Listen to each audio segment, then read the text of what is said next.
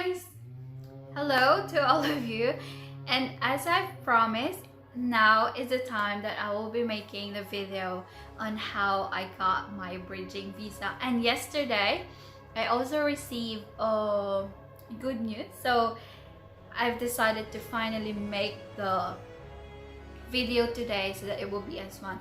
I will try my best to keep it in English so that those people who are from other countries and are considering to apply for a bridging visa will be able to understand. But yeah, I'm not that sure that I will speak English all throughout because there are times that I find it hard to express myself, but I'll try my best.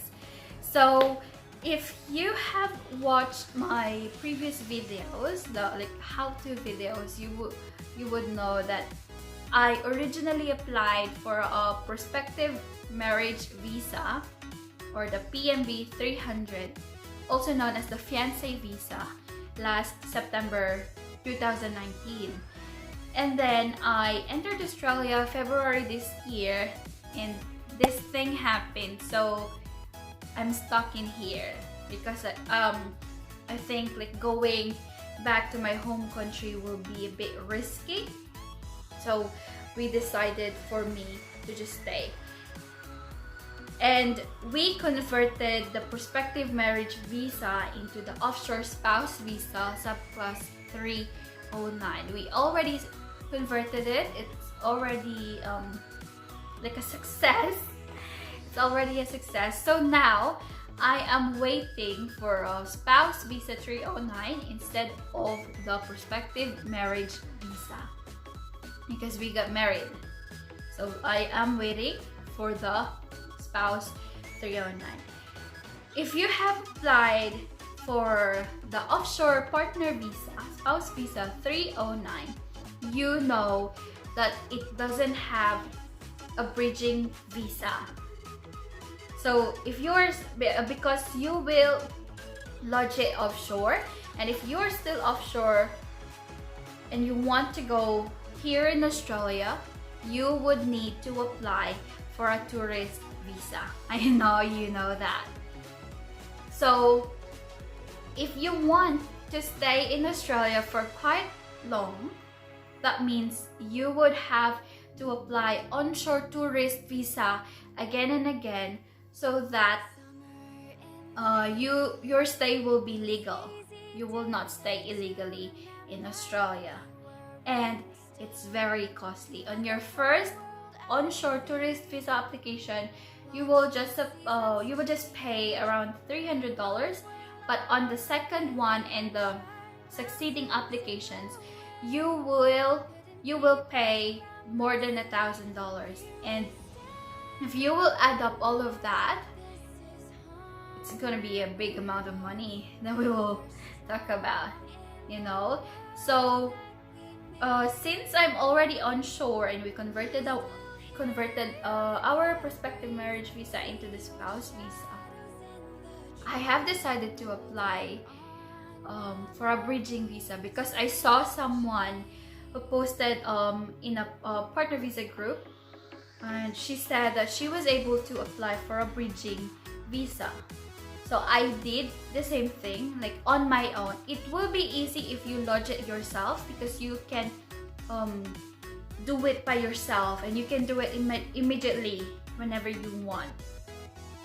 But if you have an agent, it might be a bit difficult to do, especially if your agent will just say, nah, just don't do that, it's a bit risky, you don't have to apply for a bridging visa because it's given, but 309 doesn't have any bridging visa. So they will just suggest that just apply for a tourist visa. So yeah, but if you lodge it onshore, you can do it. It's just really easy, and I'm gonna teach you how to do it, guys. So the first thing that you have to do is to go to your email account and click the the 309 application, the 309 a partner visa 309 application. Click it there and then check the view details. once you click it on the left side, upper left side of the screen, if you're using a computer or a laptop, yeah, you can see it on the upper left side of the screen, and you will see there update details, and so on. And then you can see there apply bridging visa, so you will just click that one, and yeah, that's it. Very easy. You will be asked what kind of bridging visa you would want to apply. Be very careful in choosing the right visa, because yeah, if you click the wrong one, then I don't know what's gonna happen.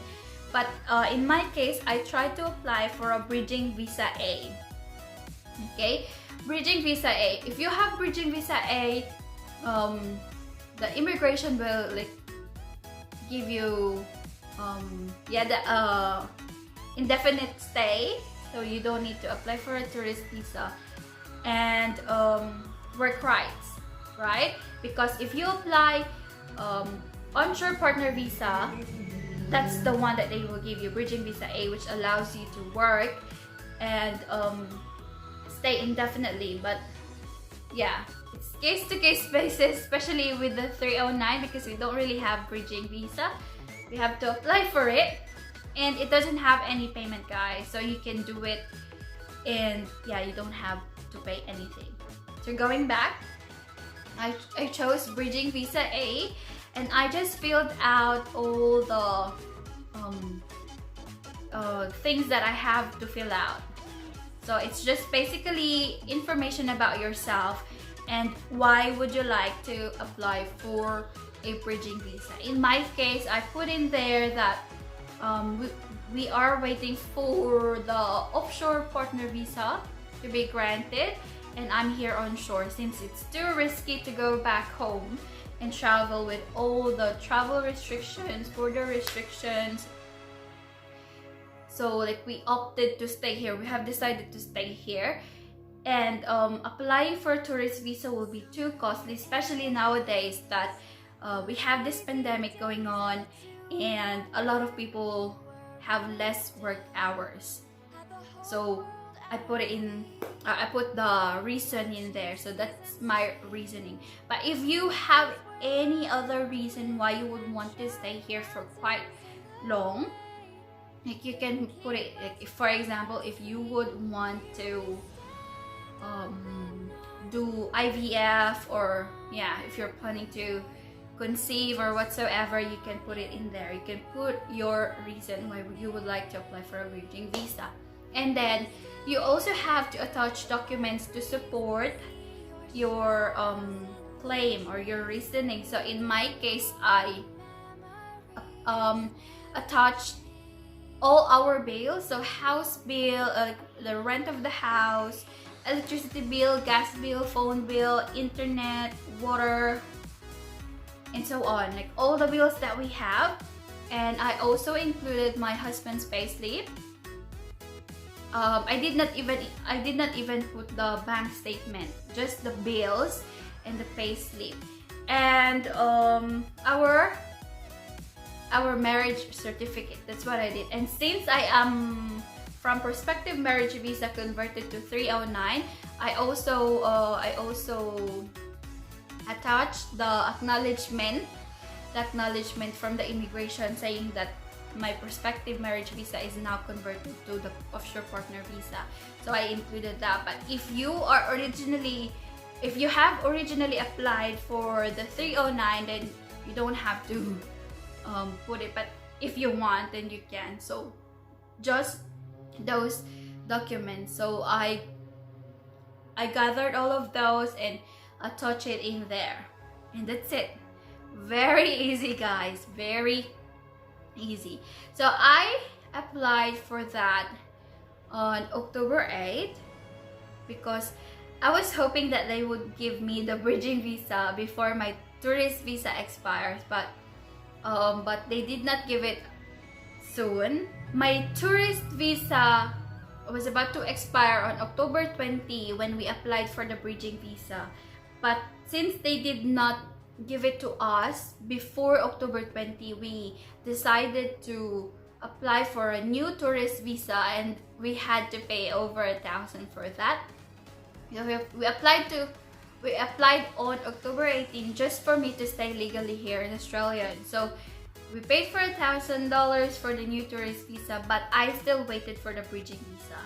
And on October 29, they granted me the bridging visa, so I can indefinitely stay here in Australia, but I'm still not allowed to work. So yeah, like you can stay in Australia but still not allowed to work. For me, like it's still fine. Like I'm still happy about it, because the main purpose of me applying for a bridging visa is for me to stay here indefinitely without applying for a tourist visa every now and then, because it's just really costly.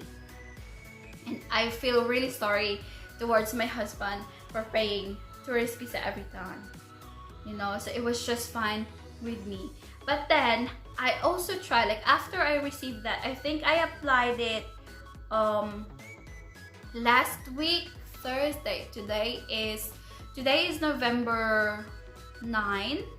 Oh no, today is November 10, and I applied it maybe November 3 or 4.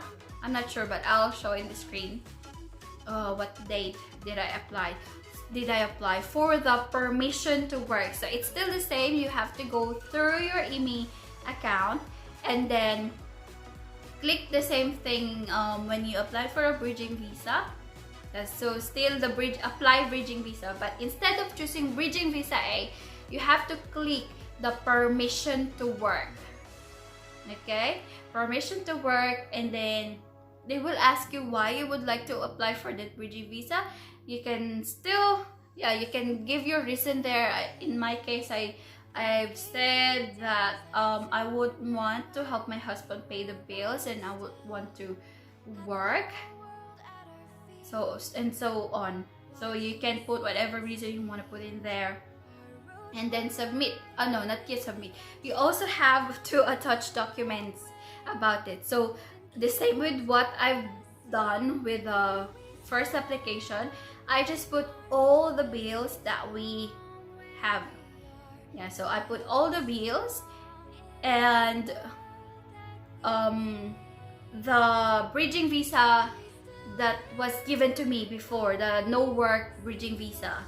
So I also attached the acknowledgement, the grant notice of that bridging visa. And then you can also put receipts of your grocery and something, but in my case I did not really have any receipts, because like every time we shop, like I just throw the receipts away. So if you have receipts there, keep it, and you can scan it and apply for a bridging visa, because that will help you to show that you really have these expenses, and you would want to help your husband with the expenses. So that's it. And I submitted it again on November 3 or 4, I'm not sure. And I got it yesterday. Yesterday was November 9. They gave me the permission to work. It's not actually just permission to work, but a whole new bridging visa. Like the same with the bridging visa that 820 receives after their application. So I received that yesterday around 2:54 in the afternoon. And yes, I am now allowed to work here in Australia. I checked the VEVO, how do you say that? VEVO app, using the grant number of that bridging visa, and it is already in effect. So it's already in effect. I can now stay indefinitely.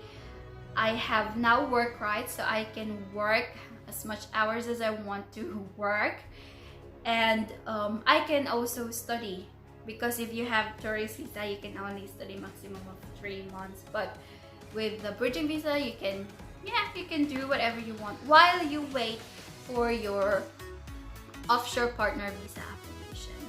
So that's it. It's just really easy, and I did not pay any in applying for those bridging visa. It's really good. I have decided to share this video because I think a lot of people who applied for a 309 doesn't know that they can apply for a bridging visa. And I would like to help those who doesn't know so that they will have an idea and they can do it. And yeah, it might help them. Yeah, it might help those people who don't know about this kind of process. Because yeah, why would you pay for a tourist visa if you could apply for a bridging visa and you could have work rights and everything, you know? So yeah, if you have applied for 309 and you are currently here in Australia on a tourist visa, go for it. You can apply for a bridging visa without paying anything. So if you have an agent, you have to discuss it with your agent. But if you lodge it onshore, I'm sorry, if you lodge it by yourself, you can do it. It's very easy.